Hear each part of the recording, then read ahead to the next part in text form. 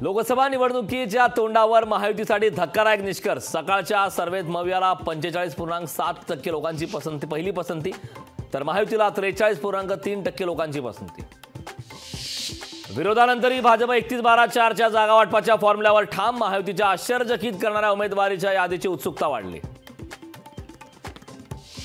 जिंकलेल्या जागा सोडण्या इतकी तडजोड शिवसेना करणार नाही। शिवसेना आमदार जागा वाटपाच्या मुद्द्यावर आक्रमक। महादेव जानकरांचा रासप महायुतीसोबत। भाजप नेते गिरीश महाजनांचा दावा, जानकरांची समजूत काढण्यात यश।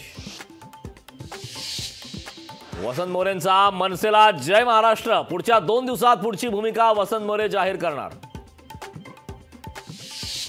नाशिक लोकसभेसाठी हेमंत गोडसेंच्या नावाची घोषणा। श्रीकांत शिंदेंकडून गोडसेंच्या नावाची घोषणा। भारत जोडो न्याय यात्रेचा मुंबईत होणार समारोप। शिवाजी पार्कवर राहुल फुंकणार निवडणुकीचं रणशिंग। मविया शिवाजी पार्कवर करणार शक्ती प्रदर्शन। जशी जशी राहुल गांधींची रॅली शिवाजी पार्क जवळ येईल तसे तसे अनेक धक्के त्यांना बसतील। गिरीश महाजन यांचा राहुल गांधींना इशारा।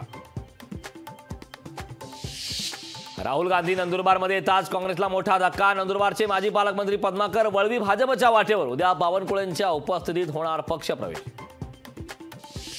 स्टेट बँकेनं निवडणूक रोख्यांची माहिती निवडणूक आयोगाला पाठवल्याची माहिती। कोर्टानं दिलेली मुदत स्टेट बँकेनं पाळली।